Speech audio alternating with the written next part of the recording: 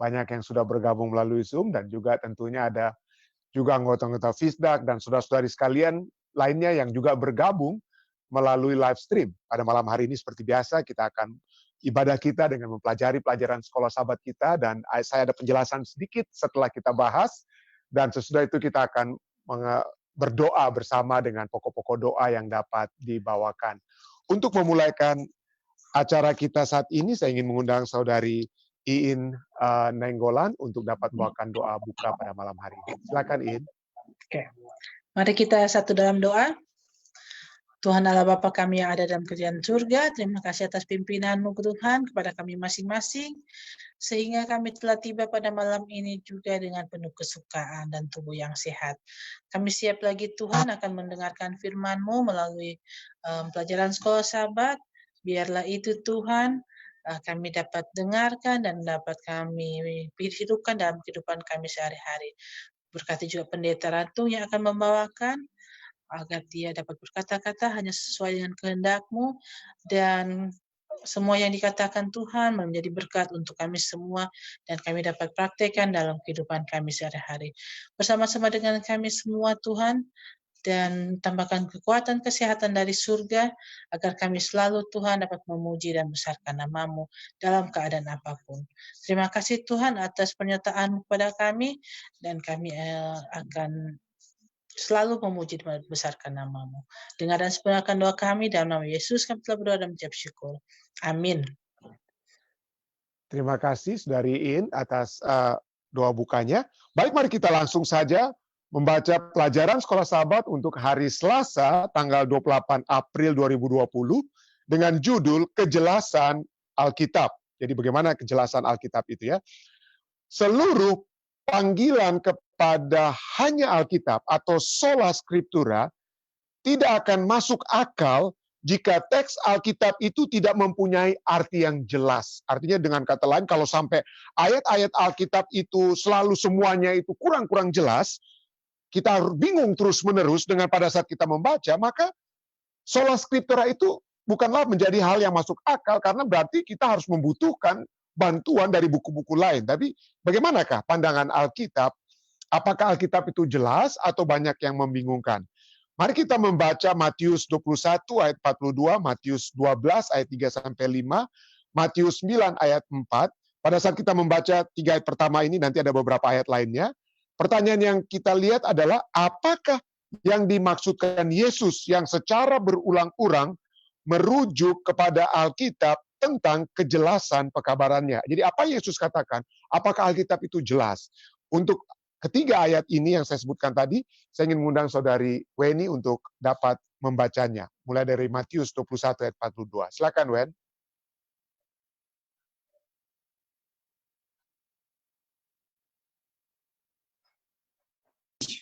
Oke. Matius 21 ayat 42, kata Yesus kepada mereka, belum pernahkah kamu baca dalam kitab suci, batu yang dibuang oleh tukang-tukang bangunan telah menjadi batu penjuru. Hal itu terjadi dari pihak Tuhan, suatu perbuatan ajaib di mata kita. Matius 12 ayat 3 dan 5, tetapi jawab Yesus kepada mereka, tidakkah kamu baca apa yang dilakukan Daud ketika ia dan mereka yang mengikutinya lapar? Ayat 5, atau tidakkah kamu baca dalam kitab Taurat bahwa pada hari-hari Sabat imam-imam melanggar hukum Sabat di dalam bait Allah namun tidak bersalah? Matius 19 ayat 4, jawab Yesus, tidakkah kamu baca bahwa Ia yang menciptakan manusia sejak semula menjadikan mereka laki-laki dan perempuan? Jadi di sini apa yang Yesus katakan, yang dia selalu merujuk apa ya? Merujuk kepada Alkitab. Lihat seluruh pelajaran Alkitab. Kalau kamu nggak mengerti tentang apa yang terjadi sekarang, baca apa yang terjadi kepada Daud. Baca, lihat apa yang terjadi kepada imam-imam yang bekerja pada hari Sabat. Mari kita lihat contoh-contoh lainnya, yaitu dari Matius 22 ayat 31, Markus 12 ayat 10 dan 26, dan Lukas 6 ayat 3 yang akan dibacakan oleh Saudari Miriam Lingga. Silakan Miriam. Matius 22 ayat 31. Tetapi tentang kebangkitan orang-orang mati, tidakkah kamu baca apa yang difirmankan Allah ketika ia bersabda, Markus 12, 12 ayat 10. 10 dan 26. Tidak pernahkah kamu membaca nas ini? Batu yang dibuang oleh tukang-tukang bangunan telah menjadi batu penjuru. 26. Dan juga tentang bangkitnya orang-orang mati. Tidakkah kamu baca dalam kitab Musa, dalam cerita tentang semak duri, bagaimana bunyi firman Allah kepadanya? Akulah Allah Abraham, Allah Ishak, dan Allah Yakub. Dan Lukas 6 ayat 3. Lalu Yesus menjawab mereka, tidakkah kamu baca apa yang dilakukan oleh Daud ketika ia dan mereka yang mengikutinya lapar? Oke. Jadi sekali lagi Yesus selalu katakan apa? Tidakkah kamu baca? Tidakkah kamu baca? Jadi pada saat itu ada orang-orang yang pada saat mereka membaca Alkitab, mereka tidak membaca keseluruhan Alkitab tersebut. Dan Yesus harus ingatkan, kalau mau memahami ini dia, baca. Baca secara keseluruhan. Mari kita lihat lagi apa yang Yesus katakan dalam Matius 24 ayat 15 dan Markus 13 ayatnya yang ke-14. Silakan, saya ingin minta Saudara Ridwan Lingga untuk bacakan. Matius 24 ayat 15. Jadi apabila kamu melihat pembinasa keji berdiri di tempat kudus, menurut firman yang disampaikan oleh Nabi Daniel, para pembaca hendaklah memperhatikannya. Lalu Markus 13 ayat 14. Apabila kamu melihat pembinasa keji berdiri di tempat yang tidak sepatutnya, para pembaca hendaklah memperhatikannya. Maka orang-orang yang di Yudea haruslah melarikan diri ke pegunungan. Jadi sekali lagi Yesus mengajarkan kepada kita bahwa pada saat kita mempelajari Alkitab, lihat kitab-kitab lainnya, bandingkan dengan kitab-kitab lainnya. Pelajaran kita tadi malam saya sudah bahas bahwa kita dapat menggunakan misalnya konkordansi Alkitab untuk melihat satu ayat yang muncul di misalnya kitab Matius 1 ayat 1, bagaimana satu kata tersebut disebutkan di kitab-kitab yang lainnya, agar supaya kita memiliki pemahaman yang lengkap dan menyeluruh terhadap apa yang kita baca. Jadi mari kita terus bacaan kita ya. Kesaksian Alkitabiah tidaklah ambigu. Ambigu itu artinya adalah bahwa itu tidaklah ayat Alkitab itu bermakna lebih dari satu sehingga ikut dapat menimbulkan keraguan-raguan, hal-hal yang kabur atau ketidakjelasan dan sebagainya. Alkitab tidak demikian. Alkitab tidak buat kita bingung. Alkitab tidak membuat kita tiba kepada hal-hal yang tidak jelas. Ada yang jelas yang dapat kita lihat kalau kita membandingkan ayat demi ayat dengan apa yang telah dinyatakan sebelumnya dan bagaimana pengajaran secara keseluruhan itu dinyatakan. Alkitab cukup jelas dengan apa yang diajarkannya. Alkitab begitu jelas sehingga dapat dimengerti oleh anak-anak maupun orang dewasa, terutama dalam pengajarannya yang paling mendasar. Ya, tentang kasih Allah kepada kita dan hal-hal yang seperti itu ya. Namun ada peluang tanpa akhir bagi pertumbuhan pengetahuan dan pemahaman kita yang lebih dalam. Kita tidak membutuhkan wewenang pengajaran ataupun penafsiran gereja untuk memberikan makna Alkitab bagi kita. Jadi jangan hanya tunggu apa yang gereja katakan, apa yang pendeta katakan. Tidak, kita dapat mempelajarinya bagi diri kita sendiri ya. Sebaliknya, ajaran dasarnya dapat dipahami oleh semua orang percaya.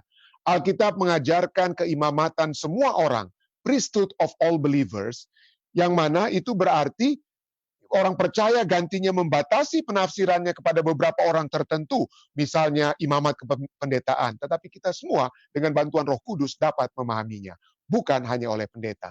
Itulah sebabnya kita dianjurkan untuk mempelajari Alkitab bagi diri sendiri, karena kita dapat memahami pekabaran Allah bagi kita. Telah ditunjukkan dengan tepat bahwa contoh konsisten dari para penulis Alkitab menunjukkan bahwa Alkitab harus diterima sebagaimana adanya dalam arti harafiah, kecuali jika sesuatu dimaksudkan dengan jelas dan terang. Tidak perlu mengupas kulit ari dari makna harafiah agar tiba pada inti makna mistis tersembunyi dan kiasan yang hanya dapat disingkapkan oleh para penggagasnya. Dengan kata lain, mari kita lihat bahwa Alkitab itu cukup apa? Cukup jelas. Jadi, gantinya kebenaran yang subjektif atau yang tergantung dari sudut pandang pribadi-pribadi yang tidak terkontrol dan berbagai macam makna, kejelasan ayat-ayat Alkitab tidak terlepas dari bahasa dan arti kata-kata dari Alkitab itu sendiri, karena ada kebenaran pasti yang dimaksudkan oleh para penulis Alkitab. Ini tidak berarti bahwa kita tidak akan menemukan ayat-ayat dan gagasan yang tidak sepenuhnya kita mengerti. Bagaimanapun, ini adalah firman Tuhan, dan kita hanyalah manusia yang berdosa. Namun demikian, firman Tuhan cukup jelas tentang hal-hal yang benar-benar kita butuhkan untuk kita ketahui dan pahami, terutama yang berhubungan dengan pertanyaan keselamatan. Pikirkanlah, suatu ketika Anda tidak memahami beberapa ayat, hanya bisa menunggu sampai nanti mendapat penjelasan. Apakah yang Anda pelajari dari pengalaman tersebut yang mungkin bisa menolong orang lain yang sedang bergumul dengan hal yang sama? Jadi mungkin, tentu saja, ya, tentu saja kita memerlukan bantuan Roh Kudus untuk dapat memahami. Mungkin ada satu saat, mungkin saya sendiri juga seringkali pada saat mempelajari Alkitab, sepertinya tidak mengerti saya saat ini. Jadi apa yang dapat saya lakukan? Apakah yang dapat saya lakukan? Maka marilah kita lihat contoh Yesus. Tidakkah kamu baca? Jadi pada saat saya tidak memahami satu ayat misalnya, apa yang dapat saya katakan? Oh, tidakkah kamu baca.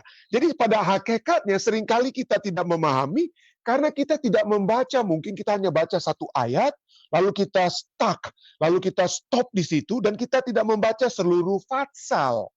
Jadi pada saat kita hendak memahami satu ayat, mari kita membaca seluruh pasal yang ada di ruang lingkup ayat tersebut.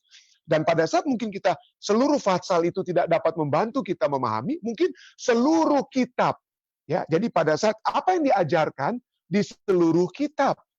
Lalu kemudian kita dapat membandingkan dengan kitab-kitab lainnya, dan mungkin kita pada akhirnya dapat melihat keseluruhan ajaran Alkitab tersebut dengan bantuan konkordansi. Mungkin kita dapat melihat apa itu artinya halal atau haram di dalam Alkitab. Mari kita ambil satu contoh. Misalnya, sering orang bertanya, di dalam Kisah Para Rasul yang ke-10, ya, para rasul yang ke-10 sepertinya ada sesuatu hal, ya, yang tidak dapat dimengerti di sini kalau kita hanya mengambil satu ayat. Kisah Para Rasul 10 itu pada ayat yang pertama dan 2 berbicara tentang di Kaisarea ada seorang yang bernama Cornelius. Dia seorang perwira pasukan yang disebut pasukan Italia. Ia saleh, ia serta seisi rumahnya takut akan Allah, dan ia memberi banyak sedekah kepada orang Yahudi dan senantiasa berdoa kepada Allah. Namun Cornelius ini bukan orang Yahudi.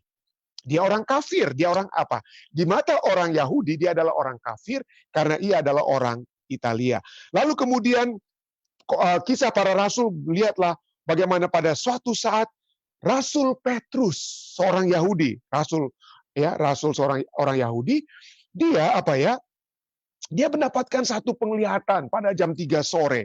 Dan di dalam penglihatan itu dia melihat diturunkanlah satu kain, dan di dalam kain tersebut berisi begitu banyak binatang haram.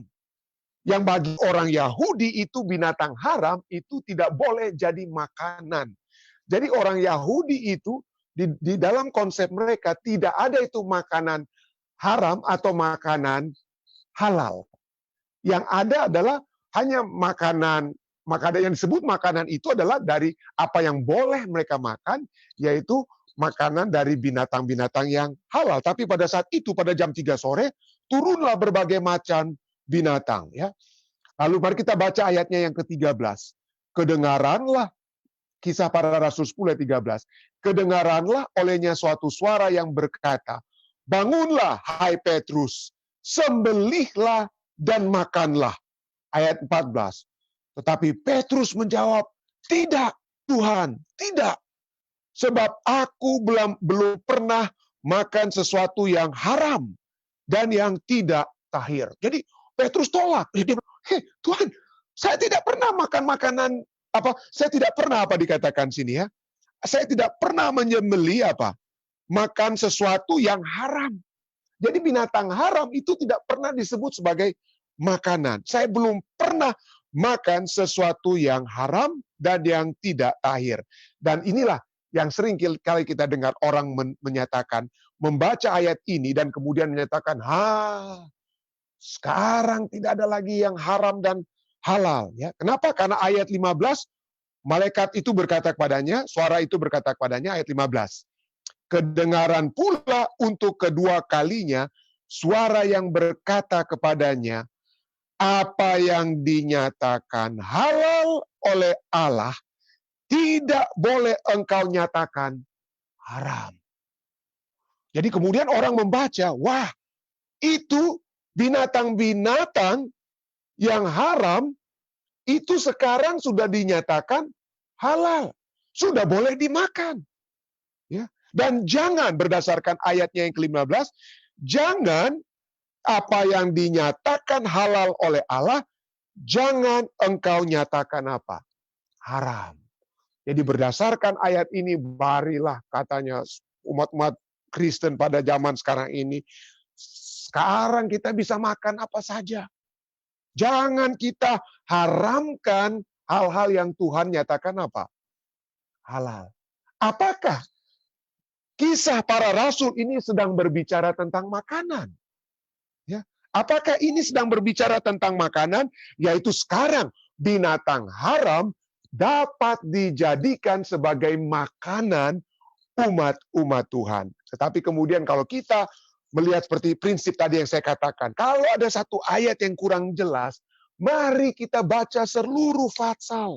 Dan kalau kita membaca seluruh Fatsal dari Kisah Para Rasul 10, kita dapati misalnya setelah kemudian itu ada utusan Kornelius datang kepada Petrus untuk membawa Petrus untuk dapat mengajarkan kebenaran Injil tentang Yesus Kristus kepada Kornelius, kepada orang kafir, yang mana orang-orang Yahudi di zaman Petrus itu najis untuk bersama-sama, najis untuk makan, bergaul dengan orang-orang kafir seperti Kornelius, walaupun ayat 1 dan 2 dari Kisah Rasul ini berbicara bagaimana Kornelius ini apa ya? Dia memberi banyak sedekah kepada orang Yahudi, senantiasa berdoa kepada Allah. Dia sudah menjadi orang benar.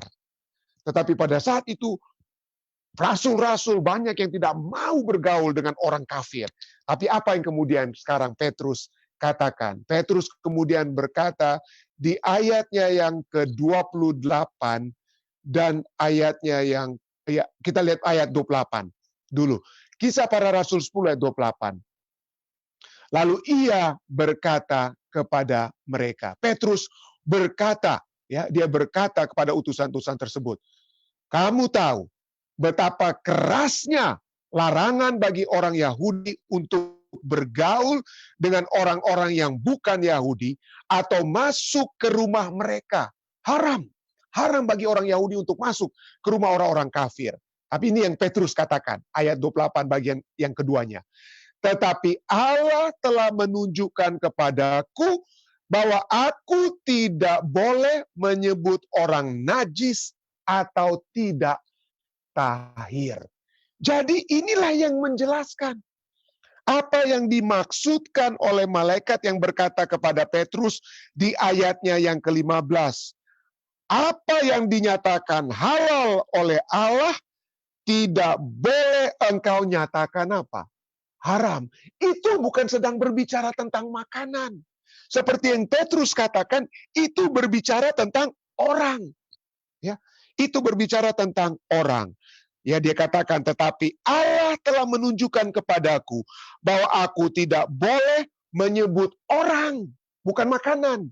Ya, aku tidak boleh menyebut orang najis atau tidak tahir. Ya, Allah tidak sebutkan lagi orang-orang itu sebagai orang-orang najis atau tidak tahir. Dan kemudian pada saat Petrus menjelaskan pertemuannya dengan Kornelius kepada rasul-rasul lainnya, inilah yang dia katakan kepada para rasul di Yerusalem di Kisah Para Rasul 11 ayatnya yang ke-18. Ketika mereka mendengar hal itu, mereka menjadi tenang. Rupanya Tuhan sudah nyatakan, jangan kita jadikan orang-orang Italia, jangan kita jadikan orang-orang Yunani yang berbahasa Yunani itu sebagai orang-orang yang haram. Ya. Ketika mereka menjadi tenang, lalu memuliakan Allah, katanya, ini yang mereka katakan. Jadi, kepada bangsa-bangsa lain juga, Allah mengaruniakan pertobatan yang memimpin kepada hidup. Jadi konteks daripada Kisah 10 bukan berbicara tentang makanan atau binatang haram atau binatang halal. Binatang halal dapat menjadi makanan, binatang haram tidak pernah disebutkan. Saya ulangi.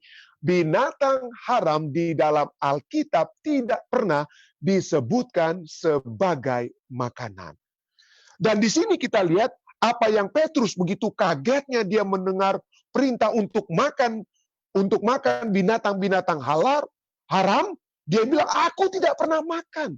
Ini menunjukkan bahwa umat-umat Tuhan di zaman perjanjian baru, mereka tidak perlu dibilang lagi, diulangi kembali apa yang sudah dinyatakan kepada nenek moyang mereka tentang mana itu yang halal, mana itu yang haram, mana itu yang boleh jadi makanan. Petrus sudah bilang, aku tidak pernah makan. Kenapa? Karena kepada umat-umat Tuhan di zaman perjanjian baru, misalnya kita bisa baca ya, kita bisa baca Ulangan 14 ayat 2 dan 3 berkata, Ulangan 14 ayat 2 dan 3 di sana dikatakan, sebab engkaulah umat yang kudus bagi Tuhan Allahmu, dan engkau dipilih Tuhan untuk menjadi umat kesayangannya dari antara segala bangsa yang di atas muka bumi. Janganlah engkau memakan sesuatu yang merupakan kekejian. Tuhan telah memilih umat Israel di zaman perjanjian lama untuk menjadi umat pilihan yang kudus. Dan kekudusan mereka itu, kudus artinya kita dipisahkan. Dan salah satu aspek yang memisahkan bangsa Israel dari bangsa lainnya menurut Ulangan 14 ayat 2 dan 3 adalah, janganlah engkau memakan sesuatu yang merupakan kekejian. Apa itu yang keji? Apa itu yang keji yang dimakan oleh bangsa-bangsa yang lain? Dan yang sekarang Tuhan katakan pada umatnya, jangan engkau makan, itu dijelaskan dalam Ulangan 14 ayatnya yang ke-8. Setelah Tuhan berbicara tentang kekejian, Tuhan berkata dalam Ulangan 14 ayat 8, juga babi, karena mereka berkuku belah, tetapi tidak memamah biak, haram itu bagimu. Daging binatang-binatang itu janganlah kamu makan, dan janganlah kamu terkena bangkainya. Jadi babi disebut di sini. Dalam Ulangan 14 ayat 8, itu adalah yang merupakan kekejian yang bangsa-bangsa lain, tetapi umat kudus Tuhan jangan makan. Kita juga bisa baca tentang babi itu dalam Imamat 17 ayat 7 dan 8. Dan bahkan ada 2 pasal penuh di dalam Alkitab, dalam Imamat 11 dan Ulangan 14, yang seluruhnya diperuntukkan untuk memberikan daftar mana binatang yang halal dan mana binatang yang haram. Ya, dan mana yang haram. Dan binatang-binatang yang haram ini tidak pernah itu menjadi makanan. Tidak pernah menjadi makanan, ya. Nah, kalau kita lihat di dalam perjanjian lama baru, Yesus ya pada saat dia memberi makan 5.000 orang, ada sisa-sisa makanan, apa yang Yesus perbuat? Dia, sayang, jangan buang makanan itu. 12 ketul 12 bakul sisa makanan ini bawa pulang. Yesus sayang makanan, Yesus tidak mau buang-buang makanan. Tetapi apa yang terjadi dalam Markus 5 ayat 1 sampai 13? Markus 5 ayat 1 sampai 13, bertemulah Yesus dengan seorang gila di Gadara, lalu kemudian setan-setan itu masuk ke dalam apa? Diusir oleh Yesus. Dan kemudian setan-setan itu masuk ke dalam babi, dan babi itu ke dalam apa? Ke dalam laut dan mati. Kalau Yesus sayang dengan makanan, maka Yesus bilang, jangan masuk di babi dong. Kasihan, ini makanan kita. Tapi Yesus tidak bilang itu. Yesus tidak sayang. Kenapa? Karena binatang-binatang tersebut bukanlah untuk menjadi makanan. Dan mungkin Anda bilang, pendeta, itu kan untuk hukum untuk orang Yahudi. Ya, tentang binatang haram dan halal itu hanya untuk orang Yahudi yang sudah Yesus palangkan di kayu salib. Tapi sekali lagi, Yesus sebagai orang Yahudi juga dia tidak pernah makan makanan babi, dan dia tidak sayang kalau babi itu mati. Dan kalau kita lihat, jauh sebelum perintah untuk diberikan, perintah tentang membedakan mana itu binatang haram dan halal, binatang haram tidak pernah jadi makanan, binatang halal dapat menjadi makanan, itu sudah diberikan jauh sebelum itu diberikan kepada umat Israel. Perbedaan antara binatang halal dan haram sudah diberikan kepada Nuh, dan Nuh itu bukan orang Yahudi. Nuh itu adalah nenek moyang seluruh umat manusia. Kita semua berasal dari Nuh. Kita semua umat manusia yang ada saat ini, entah Anda orang Yahudi, entah Anda orang Amerika, Anda orang Afrika, Anda orang Asia, kita semua itu berasal dari Nuh dan keturunannya. Apa yang dikatakan kepada Nuh? Ya, di dalam Kejadian 7 ayatnya yang kedua dikatakan, dan segala binatang yang tidak haram, haruslah kau ambil 7 pasang jantan dan betinanya. Tetapi dari binatang yang haram, 1 pasang jantan dan betinanya. Ini binatang-binatang yang boleh masuk ke dalam bahtera Nuh. Kenapa yang haram hanya 1 pasang, yang halal itu boleh 7 pasang? Kenapa? Karena yang halal itu pertama mereka itu adalah binatang-binatang yang dapat menjadi korban, ya, untuk dikorbankan kepada Tuhan, dan setelah dikorbankan kepada Tuhan ada bagiannya yang dapat dimakan sementara mereka berada dalam bahtera, ataupun setelah mereka keluar dari dalam bahtera sebelum tumbuh-tumbuhan itu muncul di bumi. Jadi binatang-binatang itu 7 pasang oleh sebab dapat menjadi sebagai korban bakaran dan dapat menjadi makanan. Sedangkan yang binatang haram tidak pernah disebut sebagai makanan. Dan apa yang Alkitab secara keseluruhan? Kita sudah membaca konteks daripada Kisah 10 itu berbicara tentang bukan tentang makanan yang dijadikan Allah sekarang halal untuk menjadi makanan, tetapi bangsa-bangsa kafir yang sekarang Allah katakan mereka berhak untuk menjadi umat-umat Tuhan. Mereka menjadi umat-umat Tuhan. Tapi apa yang Alkitab ajarkan tentang makanan ini? Apakah makanan ini sudah boleh kita, binatang haram ini sudah boleh menjadi makanan kita karena Yesus sudah mati bagi kita?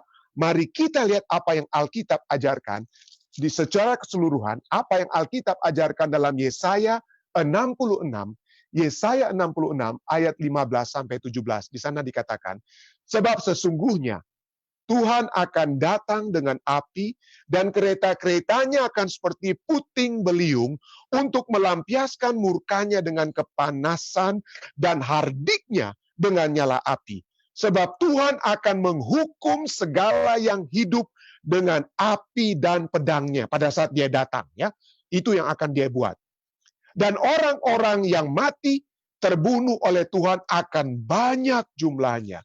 Mereka yang menguduskan dan mentahirkan dirinya dengan taman-taman dewa, dengan mengikuti seseorang yang ada di tengah-tengahnya, yang memakan daging babi dan binatang-binatang jijik serta tikus, mereka semuanya akan lenyap sekaligus.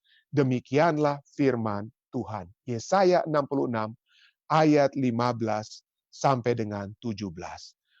Penghakiman Allah yang demikian diramalkan akan terjadi kepada umatnya yang berdosa pada zaman dulu.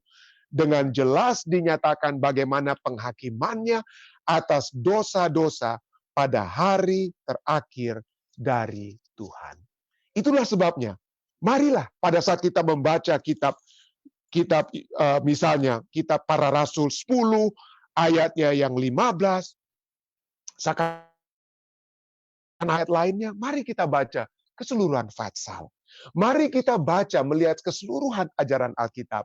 Dan kalau kita melihat keseluruhan Alkitab, kita mendapati bahwa pelajaran-pelajaran, doktrin-doktrin, ajaran-ajaran Alkitab itu sesungguhnya sangat jelas. Ada mungkin pertanyaan-pertanyaan atau tambahan-tambahan yang dapat ditambahkan sehubungan dengan diskusi kita kejelasan Alkitab, dan satu hal yang saya tambahkan, silakan.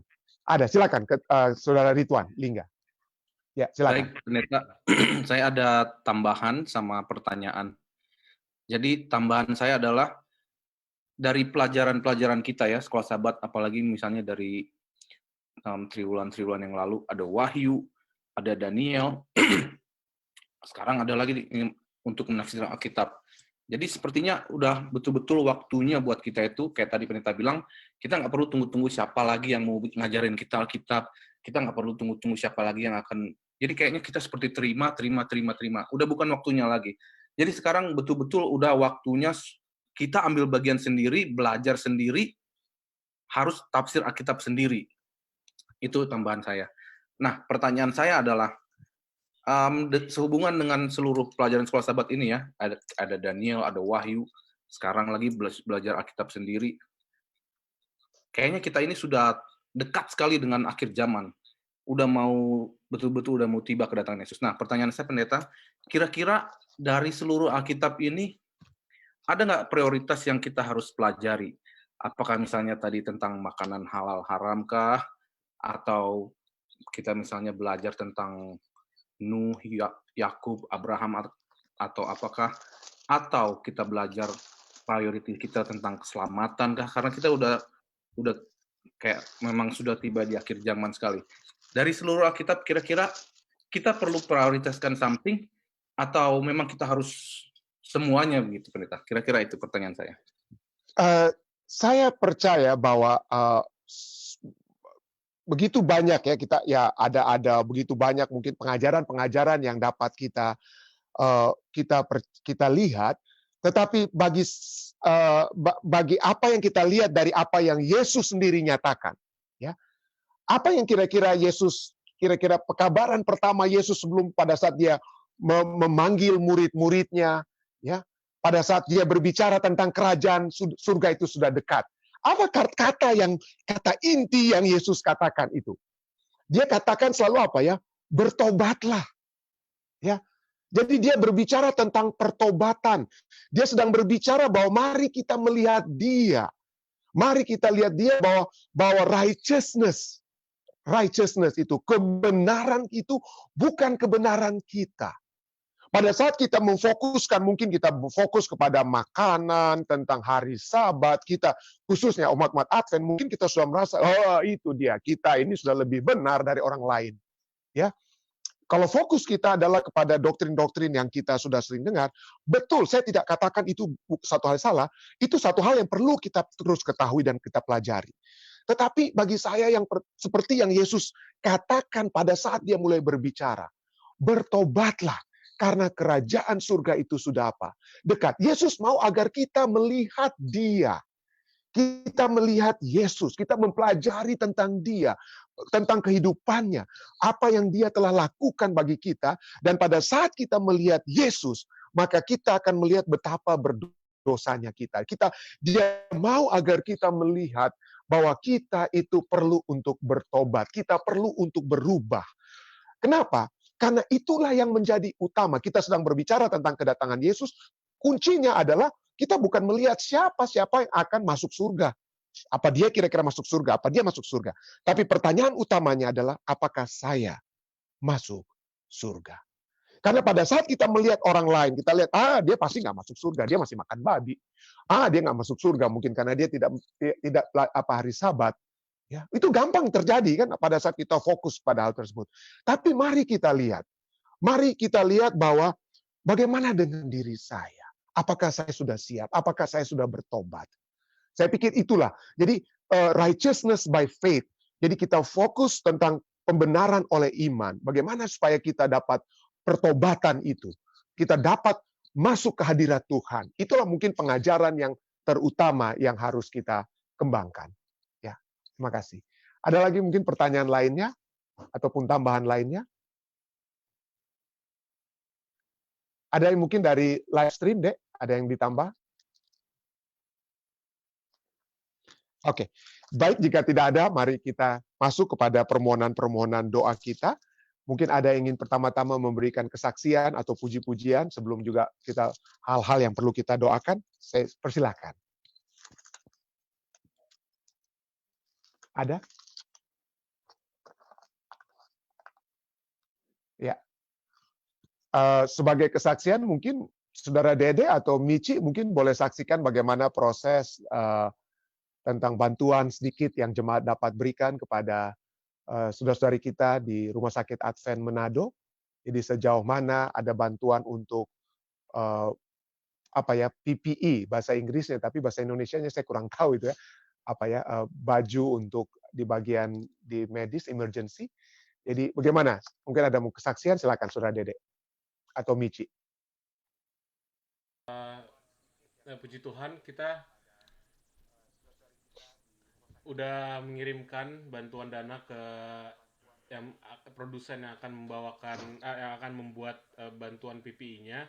Jadi walaupun kursnya agak naik turun dari yang waktu pertama kali kita lihat sampai sekarang, tapi dia bilang namanya Flaury.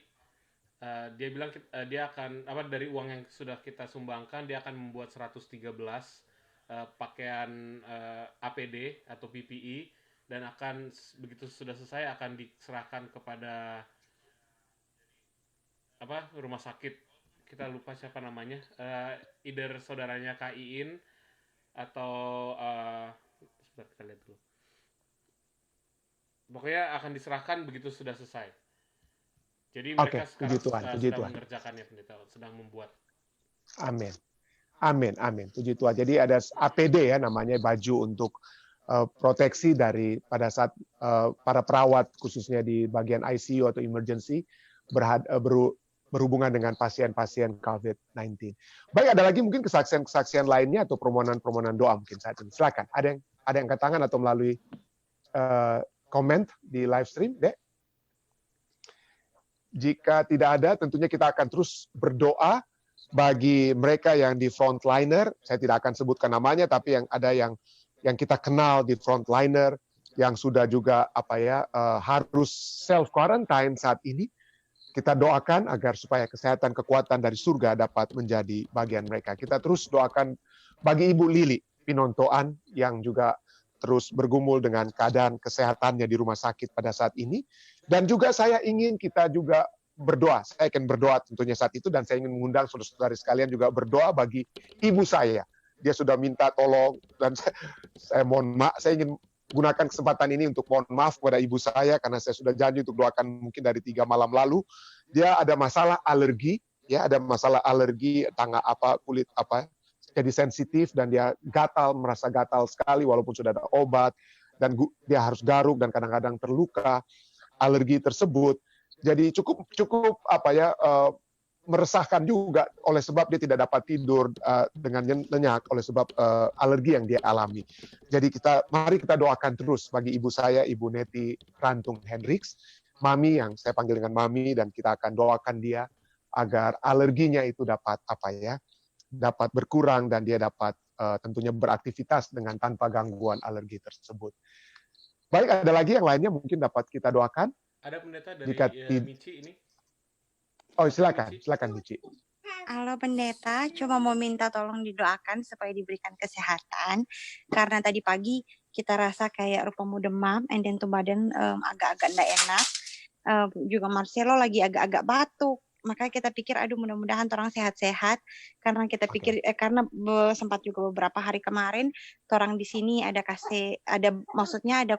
kontak dengan orang-orang lain, karena kita ada bagi-bagi makanan untuk orang-orang yang dekat-dekat aja di sini. Jadi orang juga datang ke rumah, ya walaupun kita cuman di pintu aja, cuman kita juga nggak tahu karena mereka juga ada yang masih kerja. Jadi tadi pagi sih kita bangun agak nggak enak badan, dan badannya sakit. Mudah-mudahan sehat-sehat gitu. Oke, Michi. Orang akan doakan, dan orang tentunya akan berdiskusi lagi sesudah kita tutup acara live stream kita pada malam hari ini. Baik, jika tidak ada lainnya, mari kita bersatu di dalam doa. Tuhan Bapa yang penuh kasih dalam takhta kerajaan surga, pada malam hari ini setelah kami membahas firman-Mu dan berdiskusi, kami mengucapkan syukur Tuhan, karena kami dapat melihat bahwa firman-Mu itu dapat menuntun kami kepada keselamatan, bahwa firman-Mu itu cukup jelas, dan bahwa kami dimintakan hanya untuk melihat seluruh konteks dan seluruh ajaran Alkitab tersebut, dan menguatkan diri kami, karena kami percaya Tuhan, firman itu adalah penuntun, pelita bagi kaki kami yang akan membawa kami kepada keselamatan yang Tuhan ingin dapat terjadi di dalam setiap kehidupan kami. Dalam setiap apa saja yang kami lakukan di dalam dunia ini, kami dapat melangkah sesuai dengan kebenaran-Mu, dituntun oleh firman-Mu. Terima kasih Tuhan, terima kasih oleh sebab kesempatan yang indah untuk dapat berbakti dan berdiskusi. Kami juga dapat mengajukan permohonan-permohonan doa kami. Kami ingin berdoa Tuhan bagi saudara-saudari kami yang dalam keadaan sakit pada saat ini secara khusus. Hamba-Mu ingin berdoa bagi Mami yang mengalami masalah alergi pada saat ini. Tuhan jamahlah dan berikanlah kesembuhan kepada Mami sehingga dia dapat beraktivitas tanpa gangguan alergi yang Mami alami pada saat ini. Tuhan membantu sehingga rasa gatal dan masalah ini dapat berlalu dan dia dapat memperoleh kesembuhan yang sempurna juga dari surga. Kami juga berdoa terus bagi Ibu Lili Pintuntoan. Tuhan mengetahui keadaannya saat ini. Tuhan mengetahui apa yang terbaik yang dapat terjadi, tapi kami ingin Tuhan, jika kami ingin dapat bermohon, kami bermohon kiranya kesembuhan dari surga dapat menjadi bahagiannya. Tapi kami percaya Tuhan, kami dapat menyerahkan semuanya ini. Kami dapat menyerahkan karena Engkau mengetahui yang terbaik dari setiap kehidupan kami, dalam setiap apa yang dapat terjadi dalam kehidupan kami. Kami terus juga berdoa bagi saudari Nita Pando yang ada di New Hampshire. Kami terus berdoa bagi kesehatannya. Kami terus berdoa juga bagi saudari Stevi Rolangon yang ada di Ratahan, saudari Angel Lingga yang ada di Indonesia. Tuhan berkatilah semua yang kami terus doakan. Kiranya kesehatan, kekuatan surga dapat juga menjadi bagian mereka.